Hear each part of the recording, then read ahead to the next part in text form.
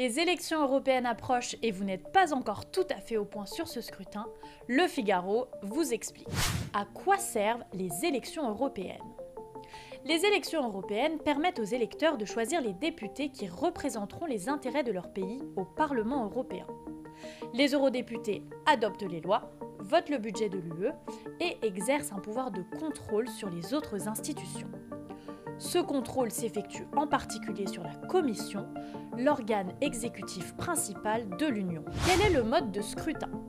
Ces élections ont lieu tous les 5 ans dans tous les pays membres de l'Union. En France, les députés sont élus au suffrage universel direct à un tour depuis 1979. Ce qui veut dire que vous ne votez qu'une seule fois pour une liste de candidats. Chaque liste obtient ainsi un nombre de sièges proportionnel au nombre de voix récoltées. Il y a cependant une règle à respecter, chaque liste doit obtenir au moins 5% des voix pour espérer avoir un siège. Comment sont répartis les députés ? Autre chose à savoir, tous les pays n'ont pas le même nombre de députés. Le nombre de sièges dans l'hémicycle est proportionnel à la population de chaque État. La France, par exemple, dispose de 81 sièges, tandis que la Belgique n'en a que 22. Une fois élus, les eurodéputés se regroupent en fonction de leurs affinités politiques et non de leur état d'origine. Le Parlement européen est actuellement composé de 705 députés, répartis en 7 groupes politiques. Jetons un œil à ces groupes. Le PPE, groupe de centre-droit, est celui qui compte le plus d'eurodéputés. C'est dans ce groupe que siège le républicain François-Xavier Bellamy.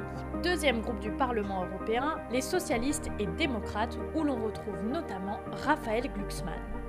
Valérie Hayé, tête de liste de la majorité pour ces élections, fait partie du groupe Renew, situé au centre. Sur la gauche de l'hémicycle, voilà le groupe des Verts, dont fait partie l'écologiste Marie Toussaint. L'insoumise Manon Aubry, elle, siège dans le groupe de la gauche.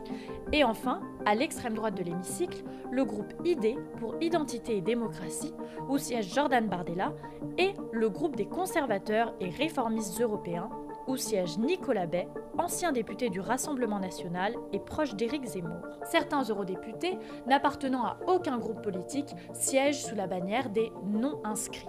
Mais vous l'aurez compris, cet équilibre risque de changer puisque l'hémicycle sera complètement renouvelé lors des prochaines élections.